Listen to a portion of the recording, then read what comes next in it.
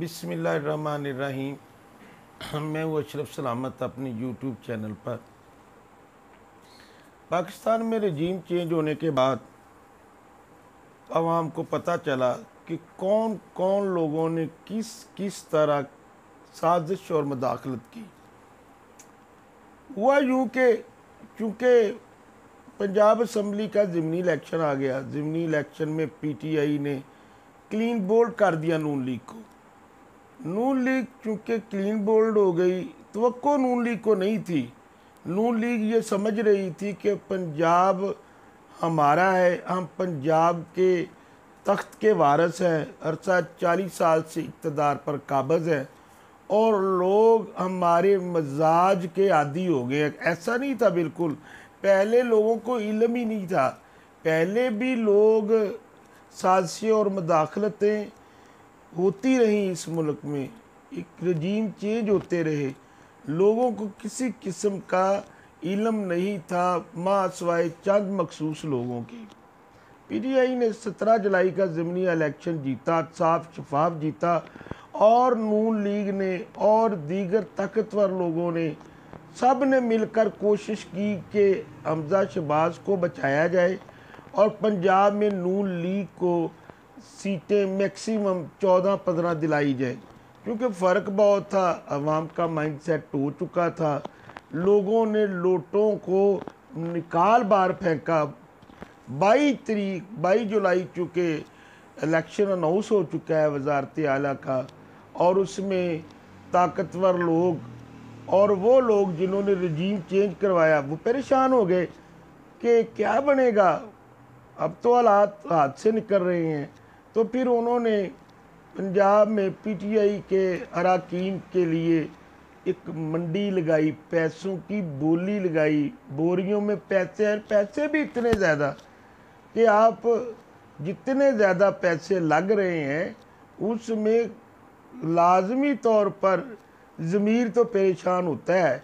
लेकिन जो बंदा लोटा होकर, क्योंकि इस इलेक्शन में वोट कंसिडर नहीं होगा, अगर नून लीग हमजा शहबाज को वोट जाएगा तो कंसिडर नहीं होगा, उसका अब एक ही हाल है कि लोगों को पंजाब असम्बली के 22 जुलाई के इलेक्शन से गायब किया जाए, और उसके लिए 40-40 करोड़ से लेकर 1-1 अरब तक की ऑफ़र की जा रही है।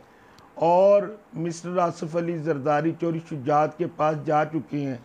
अगर परवेज़ इलाही वज़ीर आला का उम्मीदवार ना होता तो ये डेफिनेट बात थी कि काफ लीग ने हर सूरत में नून लीग के साथ खड़े हो जाना था, इस्टेब्लिशमेंट के साथ खड़े हो जाना था, ताकतवर लोगों के साथ खड़े हो जाना था। परवेज़ इलाही इसका एतराफ़ कर चुके हैं कि मैं मुनस इलाही की वजह से डटा रहा। इलेक्शन के नताइज आए, बिल्कुल हस्ब तवक्को इलेक्शन के नताइज आए। जिस तरह इमरान खान को लोगों ने अप्रिशिएट किया, इमरान खान के बयानी की तायीद की, इसी तरह वोट कास्ट हुआ और नून लीग को वाज़ेह तौर पर शिकस्त हुई। अब तो हमजा शहबाज अगर वज़ीर आला नहीं होगा तो शहबाज शरीफ तो इस्लामाबाद की गलियों और सड़कों तक की वज़ीर आज़म होगा, और वो भी हुकूमत 1-2 वोट पे खड़ी है वफाक की। अब हालात ख़राब किए जा रहे हैं, हालात का रुख श्रीलंका जैसे हालात की तरफ मोड़ा जा रहा है।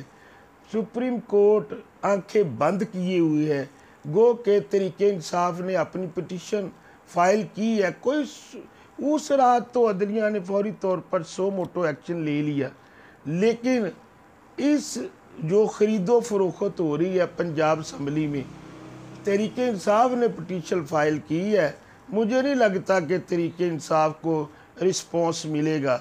वही ताकतवर टोला, वही लोग, वही जो पाकिस्तान के लोगों के गलों में गुलामी का पटा उतारने के लिए तैयार नहीं, वही लोग अब फिर एक्टिव हैं और 22 जुलाई के इलेक्शन में हर सूरत पे हमजा शहबाज को वज़ीर आला बनवाना चाहते हैं।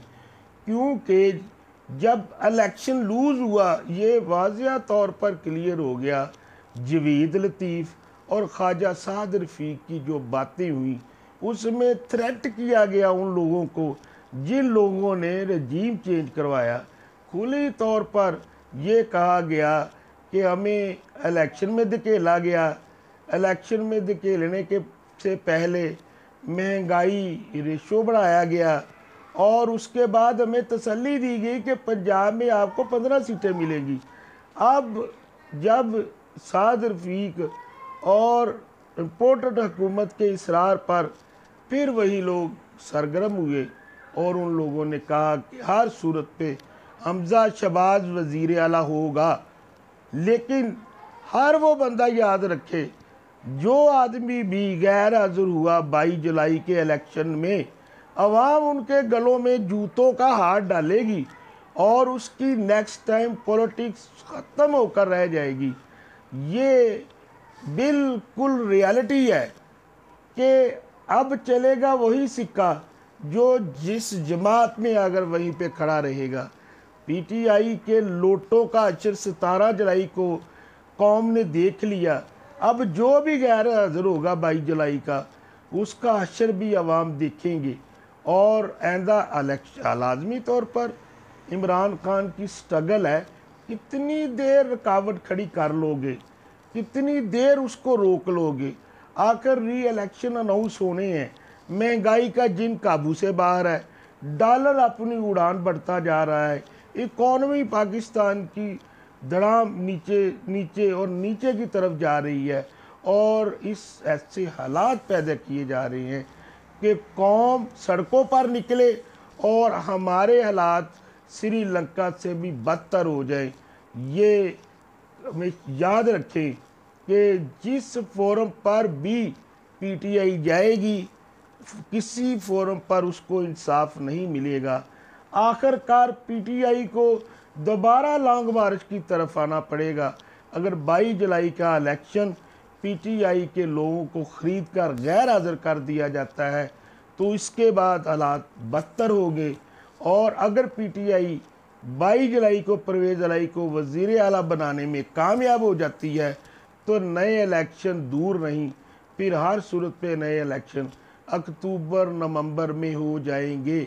लेकिन लगता नहीं है कि हालात जो आसानी से ताकतवर हल्के अपनी गिरफ्त कमज़ोर कर दें और इमरान खान को ओन कर ले।